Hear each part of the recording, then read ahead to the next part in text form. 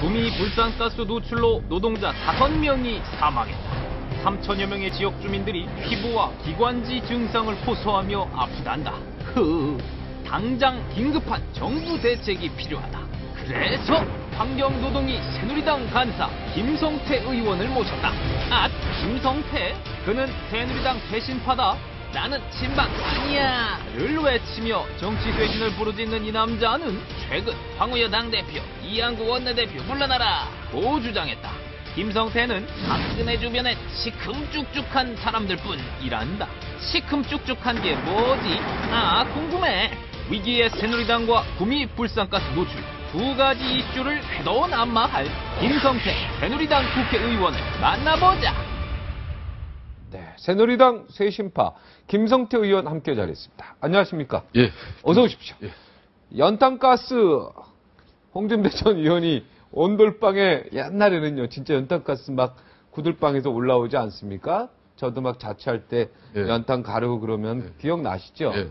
그 방에 그 온돌 그 틈 사이로 막 연탄가스 들어오는데 그 쇄신파가 꼭 당이 이렇게 어려울 때마다 꼭 이렇게 물러나라 뭐 하는 사람들 이걸 가지고 연탄가스에 좀 비유했는데 본인들은 기분 나쁘시죠? 어떠세요? 홍준표 선배로서는 그 이야기 충분히 할 수 있는 자격을 갖춘 사람입니다. 아, 홍준표한테 지금 자격을 저는 갖췄다. 개인적으로 요 근래 정치를 하면서도 참 많은 정치인 중에 양심 있는 사람들도 있고 용기 있는 사람들도 있고 네. 정말 소신 있는 사람들도 있는데 요 근래 이제 최경환 지금 후보 비서실장이 진짜 본인이 희생양이 됨으로써 오로지 박근혜 후보 대선 승리만이 없다는 걸 그 진정성을 보여줬어요. 대단히 양심적인 사람입니다. 아, 최경환 비서실장. 네. 홍준표 전 대표가 지난주 캐도남마에 나와가지고 네. 이 쇄신바에 쓴소리 하는 사람들 연탄 가스 비유했는데 네. 나 그럴 자격이 있다는 게 네. 작년에 이 양반도 그 어렵게 정치인이면은 정당의 대표 최고가 되는 게 꿈입니다. 네. 그 어렵게 대표 최고위원이 됐는데 4개월 만에 네. 그때 서울시장 보궐선거에서 지고 또 강원지사 또 보궐선거에서 지고 상당히 당이 침체되고 위기였습니다.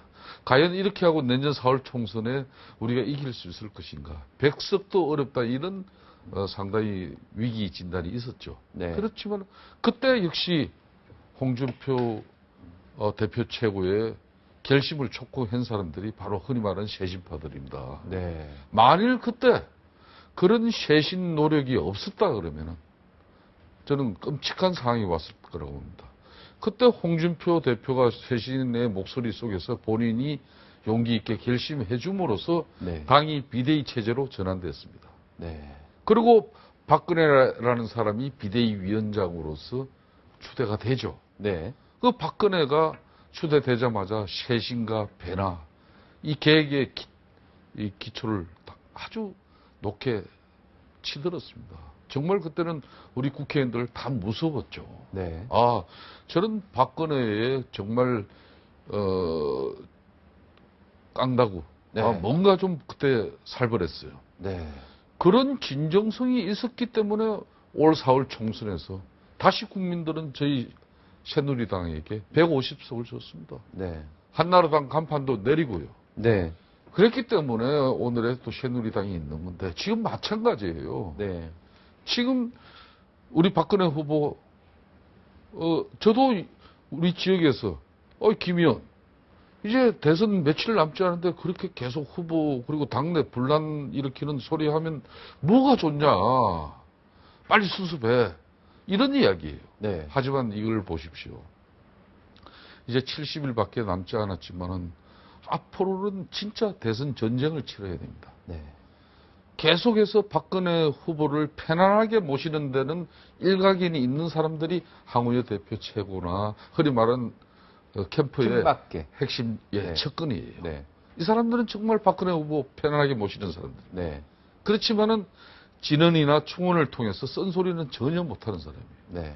그러다 보니까 지난번에도 과거사 문제를 가지고 근 한 달 동안이나 국민들에게 참 실망을 시키지 않았어요. 피곤하게 예. 만들었죠. 그리고 결국은 한 달이 지난 국민들 여론이 싸늘하게 식고 이게 이제 정말 문제가 크게 생겼구나 했을 때 본인이 그때 판단하고 본인이 직접 원고를 써서 기자회견한 거 아닙니까? 네. 흔히 말하는 입장 발표란 걸 한 거예요. 네.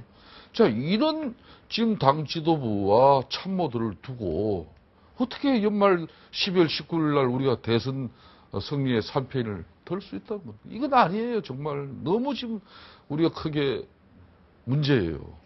친박계 아니시잖아요. 그렇습니다. 네. 박근혜 후보 존경하고 계십니까? 친박계 아니신데? 저는 개인적으로 박근혜 후보가 네. 지난 2년 전에 MB 정권에서 유일하게 박근혜 후보가 해 나들이를 한 적이 있습니다. 네. 대통령 특사로 당시 유럽 4개국을 순방하는 일이었어요. 네. 그 특사단에 박근혜 후보가 초이스한 사람이 선택한 사람이 바로 저입니다. 두 분이 교류가 있군요. 텔레파시 교류가. 그러니까 저는 그렇다고 해서 당내에서 쓴소리하고 흔히 말하는 소장파, 계획파의 이런 목소리만 냈지 제가 언제 박근혜 후보 측근에서 네. 후보 비위 맞추고 좋은 소리 한 번도 한 적 없습니다. 선대위에도 지금 포함되어 있지 않죠? 예, 그렇습니다. 왜 이렇게 텔레파시 보내서 해외에도 같이 갔던 분을 가만히 놔두실까요? 박근혜 후보가. 쓴소리 듣기 싫어서 그런 거 아니겠습니까? 박근혜 후보의 선택이 아니겠죠. 박근혜 후보는 핵심 이제 선대위 지도 체제에 몇 분만 선택하는 것이고 나머지는 흔히 말하는 그 측근 인사들이 다 하는 겁니다. 선대위에 안 불러줘서 조금 서운한 거 있습니까? 저는 전혀 그런 생각이 없습니다. 앞으로도 그렇게 살아갈 것이고요. 네, 불러주면 저는 오로지 12월 19일 날 우리 박근혜 후보가 대통령 당선을 하는 그 길 외에는 저는 눈에 지금 들어오는 게 아무것도 없어요. 그럼 선대위에서 모시면은 당연히 기꺼이 가야 되겠네요. 아니, 전 뭐 선대위에서 저를 뭐 부르고 안 부르고 때문에 이런 문제를 제기하고 그러니까 있다면은 부르면 그거는 제가 기꺼이. 좀 뭐 고민을 해보겠습니다. 선대위에서 불러도 고민을 해보겠습니까? 그렇습니다. 시민사회 노동 이런 사회적 이슈를 안고 가는 부분에 그나마 제가 25년 동안 살아오면서 한 일들입니다. 후보 당선을 위해서 조금이라도 제가 도움이 될 수 있는 일이라면은 저는 뭐든지 최선을 다할 각오로 그럼 돼 있습니다. 선대위에서 요청을 하면 가야죠. 그러면 정책 파트든 뭐 당장 달려야 정책 되는데. 이제 대선 공약팀은 이미 작업이 거의 끝났습니다. 그래서 이제는 말 그대로 김무성 이번 전 원내대표가 이번 인사쇄신 흔히 말하는 이번 분란에 이제 박근혜 후보가 새롭게 선택한 영입 인사의 한 사람이 김무성이지 않습니까? 네. 이 사람은 한마디로 야전 사령관입니다. 네. 그러니까 기획력도 있고 특히 이 조직을 아는 사람이에요. 네. 그렇기 때문에 이제 뭐 이런 사람은 반드시 박근혜 후보에게 거친 이야기도 많이 할 것이고 네. 또 박근혜 후보를 위해서 주변의 사람들도 좀 편안하지는 않지만은 거친 목소리를 내지만은 그래도 국민들이 쉽게 이해하고 국민들이 쉽게 판단할 수 있는 사람으로 저는 그 진영을 짤 거라고 믿고 있습니다. 김무성 의원이 거친 말 때문에 어떻게 보면 세종시 그 발언 때문에 박근혜 후보하고 좀 등을 졌지 않습니까? 그렇습니다. 그랬음에도 불구하고 다시 이렇게 돌아와서 거친 말을 과감히 또 할 것이라고 생각하십니까? 저는 앞으로 거친 말 되게 좀 이렇게 자중할 것 같다는 생각이 드는데요. 그러니까 지금 한번 경험이 있지 않습니까? 예, 그렇습니다. 지금 박근혜 후보의 위기라는 게 핵심 측근과 당 지도부는 이 대선이라는 엄청난 전쟁을 치르면서 이 당내에 폭넓은 어떤 참여와 소통을 전혀 찾아내질 못하고 있어요. 본인들이 또 해내지를 못하고 있어요. 그냥 얼마 전까지만 해도 이 대세론에 안주해서 뭘 해야 할지, 또 어떤 변화를 가져가야 될지 전혀 고민하지 않는 사람으로 우리 국민들에게 또 우리 당원들에게 이 사람들이 이렇게 비춰지고 있는 거예요. 그래서 이 사람 전혀 고민하지 않는 이 사람들이 정말 이 대선 전쟁에서 이 처절한 진정성을 가지고 국민들에게 우리 당의 정권 재창출을 해 주십시오, 도와주십시오. 그럴 자격이 있냐 이거예요. 그건 아니다 이거죠. 그래서 이런 전혀 소통이 되지 않는 사람들이 대선을 끌고 가는 것은 한마디로 네. 문재인 후보나 안철수 후보에게 뭐 대통령을 그냥 이렇게 상납하는 형태나 마찬가지는 그러니까 겁니다. 지금 그 소통이 되지 않는 분들이라는 것은 황우여 대표나 이양구 뭐 원내대표나 이런 분들을 또 이야기하는 거죠. 핵심 흔히 말하는 캠프의 측근 인사들 말하는 그러니까 거죠. 최경환 비서실장을 포함해서 최경환 비서실장 이제 그만두셨고요. 자, 이제 그 자리에 그러면 어떤 분들이 들어가냐? 일단 김무성 의원이 이번에 그 선대위원장으로 간 거는 찬성하신다는 얘기가 꼭 저는 들었고. 박근혜 후보 입장에서는 향후 70여일 남은 이 대선판에서 새누리당의 새로운 선장을 이제 찾았습니다. 그게 네, 김무성 김무성이죠. 의원. 저는 그나마 다행이라고 봅니다.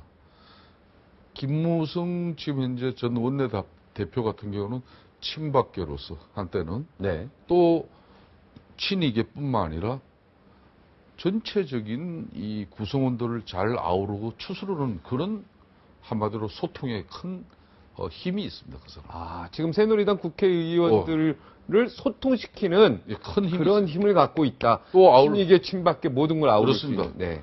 그리고 또 조직을 아는 사람이에요. 네. 그러니까 이 대선이라는 것은 전쟁이라는 인식을 가지고 한마디로 조직을 빡세게 돌립니다. 네. 정말 조직이 진정성 가지고 처절하게 싸울 수 있게끔 네. 그렇게 독려하고 그렇게 만든다는 거죠. 소외감 없이 또 차별 없이 이렇게 끌어 넣는다는 것이죠. 그걸 잘하는 사람이 김무성이에요. 김미성 의원이 좀 빨리 왔었으면 김성식 의원이 안철수호로 안 갈 수도 있었거든요. 그러니까 지난번 이제 김성식이나 정태근 의원이 왜 새누리당 당시 한나라당을 탈당했습니까?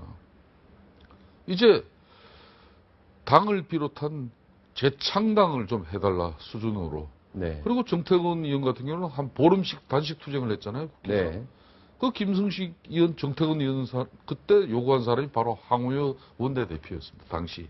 아. 문제는 또 그때 비대위 체제에 박근혜 지금 후보가 비대위 위원장 되기 전이니까 비대위 위원장도 대행을 하고 있었어요. 네. 그 이 사람이 김성식 정태근에게 내가 그렇게 하겠다. 네. 해놓고 재창당으로 하겠다. 재창당 수준으로 당을 쇄신하고 변화시키겠다. 그 약속을 했단 말이에요. 네. 결론은 그 약속이 전혀 지켜지지 않았어요. 네. 그러니까 이 사람들 그냥 보따리 싼 겁니다. 안타깝네요. 그러니까 그 이후에 우리 당으로서도 지난 4월 총선에 간악이라든지 또 네. 정태근 공천을 안 했죠. 안 했죠. 배려 측면. 결국은 이 사람들이 다시 돌아올 수 있는 네. 길을 열고 있었습니다. 네. 그렇지만은 그 이후에 우리 황우여 대표 최고나 박 후보께서 그 사람들 한 번이라도 진정성 있게 다시 같이 일하자. 그리고 진정으로 좀 도와달라. 이런 얘기 전혀 하지 않았죠. 아, 그런 거 했었으면 달라질 수 있었다 이런 얘기네요. 자, 지금 박근혜 후보가요. 이제 안대희 정치세실위원장이 한강욱 고문 오는 거에 대해서 반대하고 전면에 나서서 그렇지 않으면 사퇴하겠다까지 나오니까 이제 대통합위원장을 본인이 직접 맡겠다까지 나왔습니다. 지금의 이 상황은 어떻게 보고 계십니까? 어떤 식으로 풀어야 될 것 같다고? 지금 우리 국민들이나 특히 새누리당 박근혜 후보를 지지하는 유권자들 입장에서는 쏙이 탑니다. 진짜 정말 저 새누리당 뭘 하는 짓거리들이냐. 그렇지만은 지금 우리 새누리당은 별로 할 게 없었습니다. 솔직하게. 지금 야권은 문재인, 안철수 후보는 야권 단일화라는 이슈를 가지고 온 국민들의 시선을 다 집중받고 있습니다. 하지만 우리 박근혜 후보, 하루 일정에 따라서 어디 방문하고 어떤 이 대선 행보를 하지만은 그 사람들보다 역동적이지 못합니다. 이목을 전혀 끌지 못하고 있는 거죠. 네. 그렇지만은 이번 당내에서 한 일주일 가까이 이게 당내 갈등이 지금 일어나고 있지 않습니까? 네. 이걸 치유하고 조정하는 정치력을 보이는 이것도 지금 바로 박근혜 후보는 대선 운동입니다. 네. 우리 국민들이 새누리당 정말 저 갈등 구조 문제 많게 보였는데 어느 날 보니까 이게 깨끗하게 치유되고 갈등이 조정이 돼서 이제 다 각자 맡은 분야에서 최선을 다하는 모습으로 이렇게 국민에게 다가갔을 때 박근혜 후보는 다시 평가받는 겁니다. 갈등 조정 능력이 있다. 그렇습니다. 앞으로 국민과 국가적으로 갈등이 일어났을 때, 아, 네, 아니면 외교적으로 갈등이나 얼마든지 이런 거를 잘 조절 능력이 있구나. 이렇게 판단하는 하나의 또 시험대로 볼 수 있다. 이런 얘기죠. 정확한 지금 지적입니다. 네. 바로 그거죠. 그 위기는 그러니까 위기를 기회로 바꿔버리는 그렇습니다. 거네요. 이 위기를 기회를 바꾸고 있는 거예요. 그걸 네. 이제 박근혜 후보가 우리 국민들이 생각할 때 역시 그래도 박근혜 잘하네. 저런 수를 쓰네. 이런 정도를 보여주고 있는 거예요. 그래서 저는 김무성 이 카드 잘 끄집어 들었다 그나마 네. 다행스럽게 보는 거고요. 그리고 이제 안대희 정치쇄신위원장 같은 경우도 이미 한광옥 전 민주당 상임고문 영입하기로 결정해버렸습니다. 네. 이런 것도 문제였지 않습니까? 그러면 누군가는 한강욱이라는 사람을 영입하기로 이렇게 작업이 웬만큼이 이루어졌으면은 네. 이걸 당내 소통을 시켜나가야 되는 겁니다. 오픈을 해야죠. 네.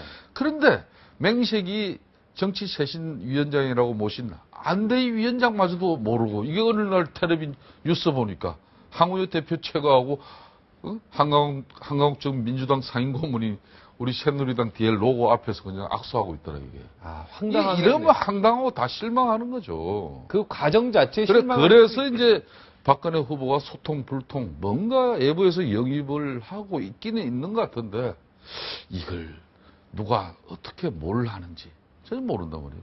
그래서 이제 소통 불통이라는 그런 이미지가 앞으로 대선에서 큰 우려였지 않습니까? 그런데 이번에 이 갈등을 수습하는 이런 지혜를 발휘하는 그런 모습이 우리 국민들에게 제대로 읽혀지면은 저는 정말 이것만큼 더 좋은 대선 선거 운동이 어디 있습니까? 이렇게 해서 국민의 이목을 전부 집중해서 그리고 이 갈등을 치유하는 과정, 예. 대통령의 자격으로, 그러니까 대통령 후보의 자격으로서 이 갈등을 잘 치유하는 모습을 국민에게 보여주는 것 자체가 큰 선거 운동이다. 저는 그렇습니다.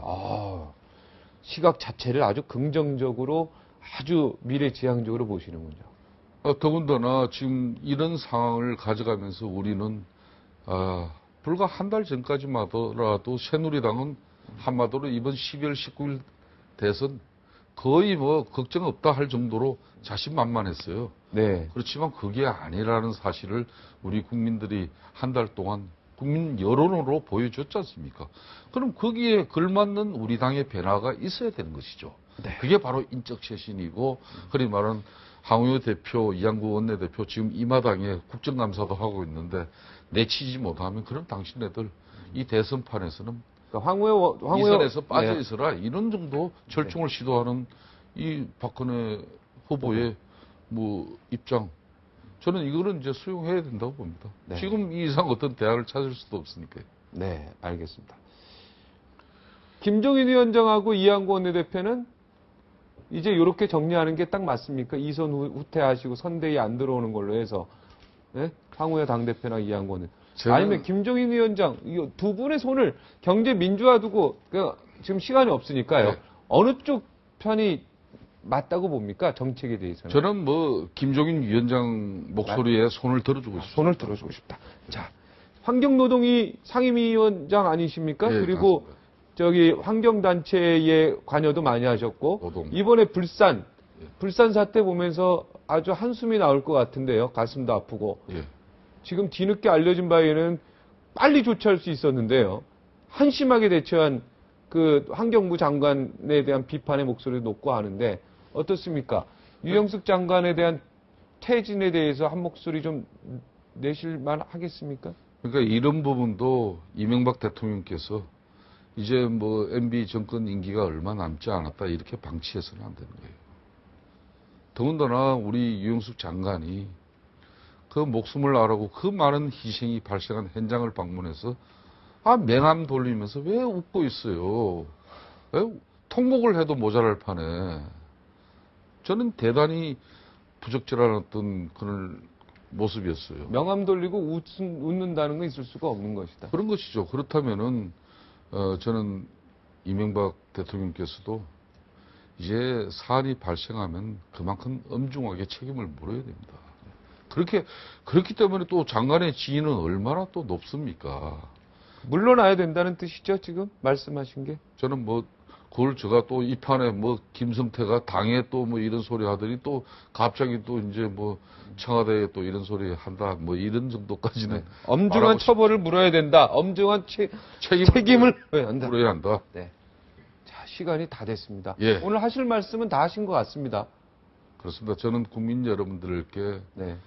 이 새누리당의 진정성을 우리 박근혜 후보를 더 강하게 튼튼하게 또 15년 동안 정말 가해 공부까지 받으면서 대한민국 위해서 많은 고민한 사람입니다. 네. 이제 몸빼 바지 입고 마지막 이제 진정성 있게 우리 국민들에게 처절한 모습으로 우리 달려갈 겁니다. 네, 몸빼바지 입은 박근혜 후보. 예. 기대해도 될 것 같습니다. 예. 우리 김선대 의원 좀 캐도남마에 자주 나와 주시죠. 예, 그렇게 하겠습니다. 국민과 소통도 중요하지 않겠습니까? 예, 그렇습니다. 오늘 좀 할 얘기가 많았는데 시간 때문에. 예, 다음에 좀 시간 좀 많이 주시면은 네, 그렇게 국민들 하겠습니다. 시원하게 좀 말씀드리겠습니다. 네, 오늘 대단히 고맙습니다. 예, 감사합니다. 투명한 사회, 비밀이 없는 사회냐, 아니면 신의가 있는 사회, 약속을 지키는 사회냐. 둘 다 우리가 원하는 사회인데 조금은 상충이 됩니다. 하지만 투명함을 핑계로요, 신의를 무너뜨리고 비밀을 폭로하는 사회는 아무리 생각해도 좀 아닌 것 같습니다. 여기서 마치겠습니다. 고맙습니다.